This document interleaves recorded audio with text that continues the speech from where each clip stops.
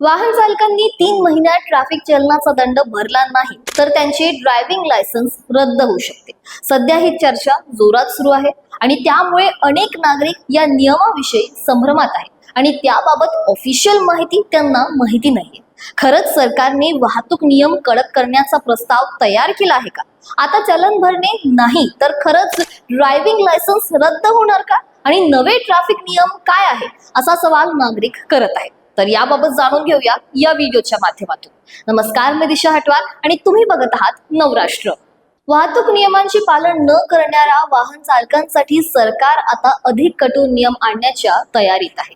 आता चलन न भरणे महागात पडू शकते। तुम्ही 3 महिन्यांच्या आत ट्रॅफिक दंड न भरल्यास पोलीस तुमचं ड्रायव्हिंग लायसन्स रद्द करू शकतात। सरकारने नवीन नियमांचा मसुदा तयार केलाय।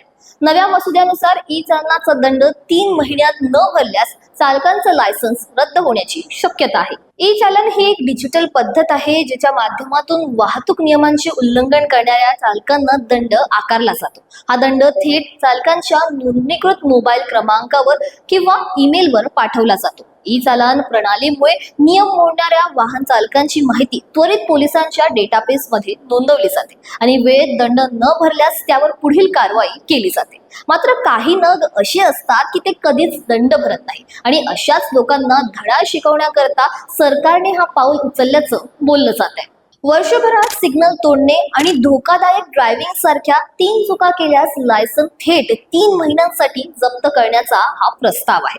ट्रॅफिक पोलिसांकडून दरवर्षी ई चलन जारी केले जातात, त्यापैकी एकूण फक्त 40% लोकांकडून दंड भरला जातो। यामुळे सरकारला वसुली वाढवायची आहे। कठोर नियमांमुळे लोक चलन भरण्याविषयी गंभीर होतील असाही सरकारचा विश्वास आहे। ज्या चालकाचे 2 चालन कथित असतील त्यांच्या वाहनांच्या विमा प्रीमियम वाढवण्याचा विचार सुरू आहे। मात्र लायसन्स रद्द झाल्यानंतर जर तुमच्या सोबत वाहन चालवताना अपघात झाला तर विनापरवाना वाहन चालविल्याचा आणि अपघातास कारणीभूत ठरण्याचा गुन्हा तर दाखल होईलच, परंतु वाहनाच्या नुकसान भरपाईसाठी विमा देखील मिळणार नाही। दंड न भरल्यास पेनल्टी नाही आणि लोक अदालतील चलनावर सूटही मिळते। त्यामुळे लोकांकडून मुद्दाम दंड भरला जात नाही। सुप्रीम कोर्टाने सर्व राज्ये आणि केंद्रशासित प्रदेशांकडून चलन आणि त्यांच्या भुगतानीविषयी रिपोर्ट मागवला होता। देशाची राजधानी दिल्लीत सर्वाधिक चलन होतात, पण एकूण 14% लोकांकडून दंड भरला जात नाही। उत्तर प्रदेशात हा आकडा 27% आहे तर ओडिसात एकूण 29% आहे। इतर राज्यातही अशीच परिस्थिती पाहायला मिळते। या कारणास्तव नियम कडक केला जात आहे आणि नियम कडक केल्याने चालकांना शिस्त लागेल या अनुषंगाने सरकारने नियम कडक केले आहेत।